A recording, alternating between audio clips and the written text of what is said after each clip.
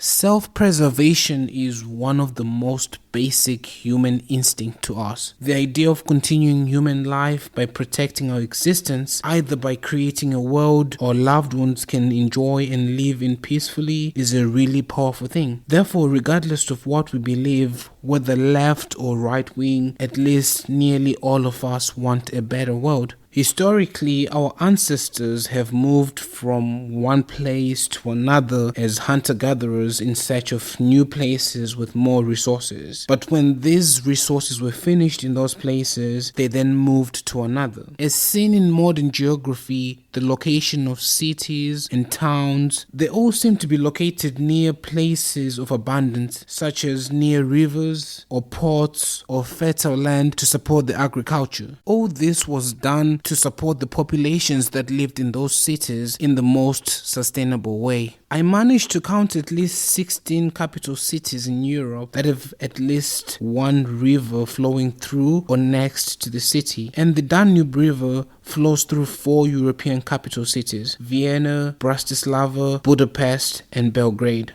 But now, with most of the earth discovered, we are left with very few options because we can't simply move to another place on earth where there'll be a greater abundance of resources as our ancestors would have done. I know some of you have put all your faith in Elon Musk to take us to another planet. But as of today, we're still stuck on this planet. So it's time to look at the challenges we have so we can start trying to solve them. I'm part of the Boy Scouts movement, and no, our life is not just about selling cookies for fundraising or having adventures in the wild like Bear Grylls. It's also about helping to keep our environment as good as it can be. It's also worth to know what difficulties we're facing in MedTech towards achieving these sustainability goals.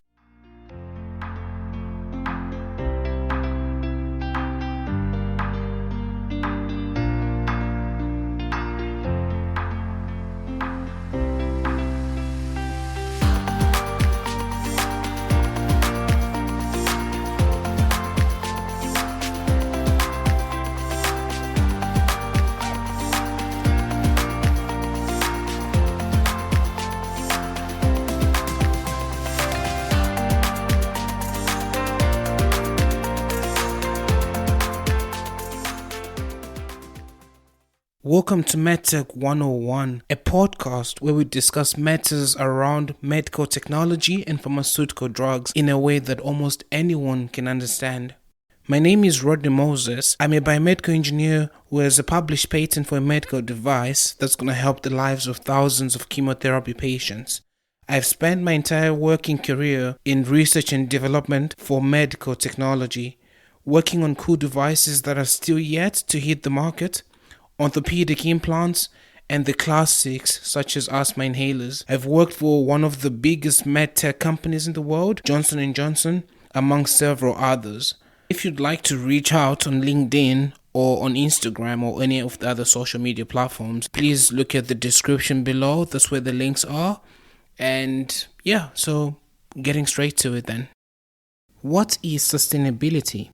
In the broadest sense, sustainability refers to the ability to maintain a process continuously over time. So basically meaning, how can we do something over a very long time? In business and policy context, sustainability seeks to prevent the depletion of natural or physical resources so that they can be available for a very, very long time. And we have seen several meetings that have occurred, such as the COP27 that happened in Egypt last year, the Sustainability Development Goals that were issued by the United Nations, and all this seem to be pointed towards Agenda 2030, which plans to see companies more sustainable, working towards net zero. However, MedTech faces a lot of difficulties when it comes to sustainable development or sustainable growth, and it's one of the things we're going to be talking about today. And there are 3 points which I aim to talk about today that basically are slowing down MedTech in terms of working towards these goals. So number 1, medical grade materials. Medical grade materials are materials that have been tested and approved for use in medical devices. And these materials must must meet a certain standard for purity, compatibility with our bodies, and performance to ensure that they are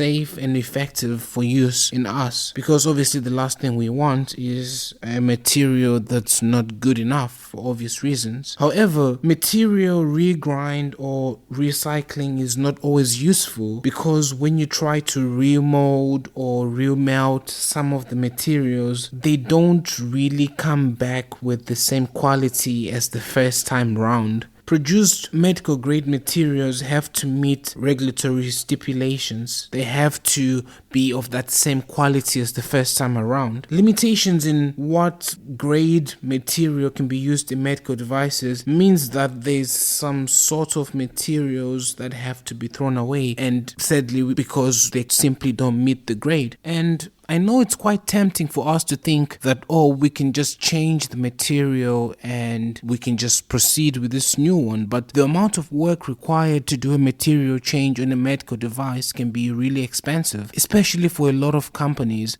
that still haven't broke even in terms of profit for that product because it cost them so much money in research and development. Will definitely try to keep the expenses down by not wanting to sort of start the work process of doing the documentation for that new material, so they'll rather just stick to the old material. Number 2, maintaining sterility.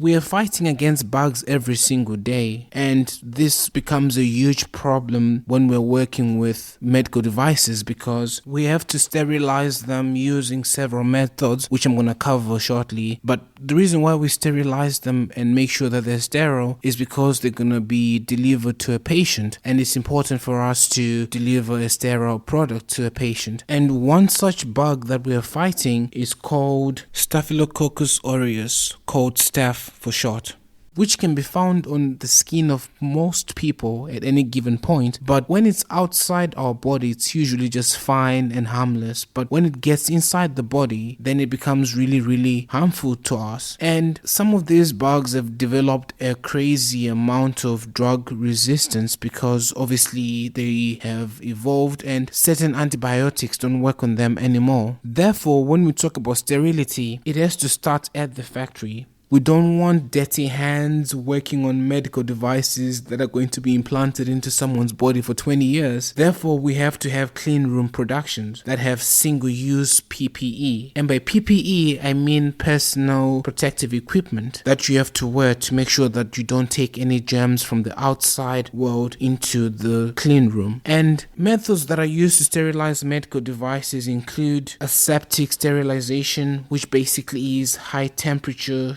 short-time thermal process to commercially sterilize a product and fill the cooled sterile products into a pre-sterilized package in a sterile environment. And the second one being ethylene oxide, which is actually one of the most used sterilization methods in the industry. However, this was used as an insecticide in the past, but because studies showed that it also was capable of causing cancer in people, it was kind of sort of like limited in terms of how we use it in our daily lives. But the amount used in medical devices is very little and safe, so there's nothing to worry about.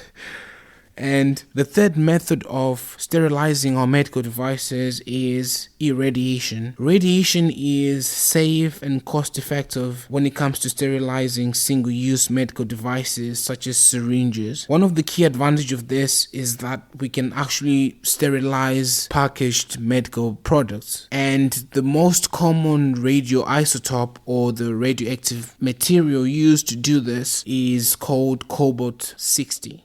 Steam is also used, or dry heat. Heat sterilization is typically divided into steam sterilization and dry heat. Steam sterilization and heat have many similarities, such as the ability to sterilize virtually all organisms without any toxic residue or waste, because at the end of the day it's mostly just heat. But they also have their differences. Steam sterilization can distort or corrode or wet the materials, whereas the dry heat can degrade and melt many heat sensitive materials on those devices. So it's like a balance trick. We have to to just get it correctly. And the last one, and which is the fifth way medical devices are sterilized, is by using vaporized hydrogen peroxide, which is basically a deep vacuum, low temperature vapor process that has traditionally been used, just to sterilize medical devices in patient care facilities. So to reduce the chance of contamination of the medical implants, we have 2 or more layers packaging that device. And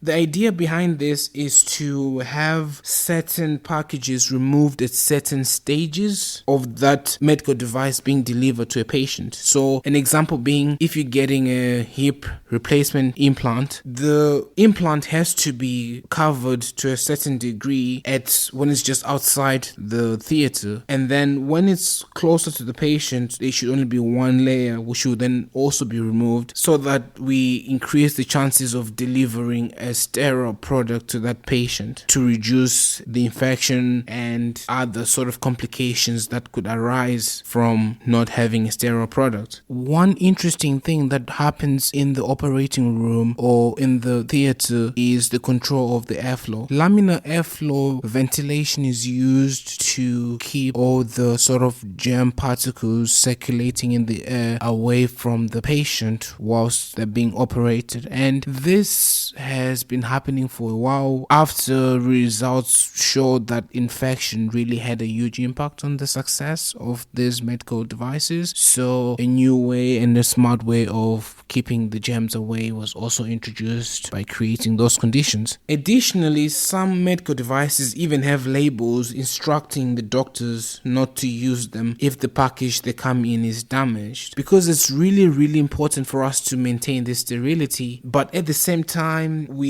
just end up producing so much packaging materials for medical devices for them to be delivered sterile, which also doesn't help us achieve our sustainability goals. And the third one being incentives. The healthcare system often prioritizes the availability of the latest medical technologies over sustainable considerations. This means that there may be limited incentives for manufacturers to invest in sustainable production processes or materials. We also have to think about the price of the medical device, especially if they're for a life-saving purpose. For instance, if you have an asthma inhaler that you need to go by in your day-to-day life, would you be willing to pay 10 times more the price so that you have a sustainable material that's useful? Or do you prefer to have a low price and you know that you can have your medical device? So these are some of the things that the market has to deal with, which also slows down our sustainability goals. Because if you're trying to do business and you try to get the best sustainable materials, as long as your competitors are not doing that, you're basically pricing yourself out of that market, because people are always going to want something that's as cheap as possible, especially if they're both equally effective or they both have the same efficacy. So additionally, incentives to support the supply chain of the medical device industry could make a huge difference, because when you think about it, we have materials that are sourced from different countries, different places, and different companies, and they're basically brought together to make this final medical device product. So if we're going to be talking about helping us get towards those sustainability goals, the government has to make incentives that go way deep into the supply chain. And there's an interesting interview I was actually listening to the other day by Milton Friedman about how a simple pencil requires the involvement of many industries to make it. Because you got someone who makes the eraser, someone who makes the graphite, someone who makes the paint for that pencil, and someone who makes the wood, not to even mention the wood cutters and everyone involved. So this just shows an example of how deep the supply chain goes into making a single product. Therefore, in conclusion, while sustainable medical devices are desirable for the environment, there's still quite a lot of challenges that we have to overcome to make this a reality. Addressing these challenges will require the collaboration between regulatory bodies, healthcare providers, manufacturers, and customers. Possibly, I also want to think about some solutions as to how could we start working towards a more sustainable method of production for medical devices. And I thought of 3 R's. These 3 R's of sustainability are reduce, reuse, recycle. I'll repeat that again. reduce, reuse, recycle. So if we start applying these 3 R's of sustainability towards our production, we can start to see possible solutions that could come out of this. So for instance, for the materials issue that we first mentioned about medical grade materials, one way to solve this would be by sort of reusing the material, especially the worst products in production. We could do this by selling this sort of like waste materials to other industries that are less regulated, industries that basically can buy this from medical device companies as a raw material. And I couldn't help but think of how some of the plastic, for example, this could be used to create toys for children, because in theory it hasn't been used by patients, but at the same time it's still plastic that can be molded into a toy. Then for a second point, sterility. We can try find ways to reduce the materials used for packaging without compromising the sterile nature of the medical devices. And I'm quite confident about this one because as technology advances, we seem to have an endless flow of capabilities we can do. So this is something we could try to do. And for the third point regarding incentives, we have to push business competition to be regulated by law so that everyone in the industry is forced to use these certain materials. However, I understand they'll be expensive at the start, or they'll be expensive. Additionally, what could happen is we could see the government getting more involved, helping subsidize for these new materials that are sustainable. Once the government subsidizes them, it makes them more affordable for production, and we can start working towards recyclable materials that are more friendly, that have a less impact on the environment. So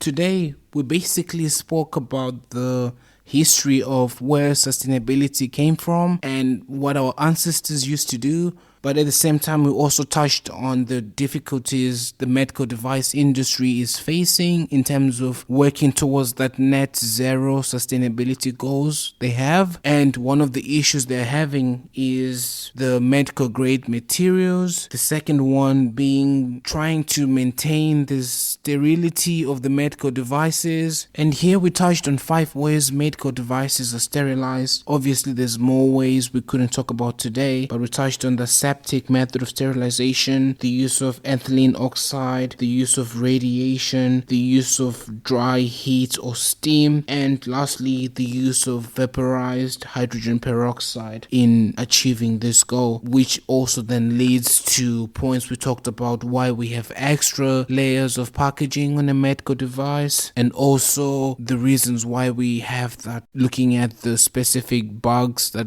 are giving us problems we're trying to keep out of our patients' wounds or from the patient in general. And the third one being incentives, but we also touched on the 3 R's of sustainability, which are reuse, recycle, reduce. So I know it sounds a little bit catchy, but so that's basically why MedTech is struggling. And just real quick before I go, I just want to take this opportunity to thank everyone who's been listening to this podcast. And if you have friends and family who you think might be interested, please do let them know about this podcast, because that's the only way to grow. And I appreciate all the feedback that I've had so far, and those who have reached out on LinkedIn. Thank you very much. I hope you keep enjoying this content, and I'll also be working to produce more content that's more engaging, more fun, and at the same time also increasing the knowledge and shining the light on this industry.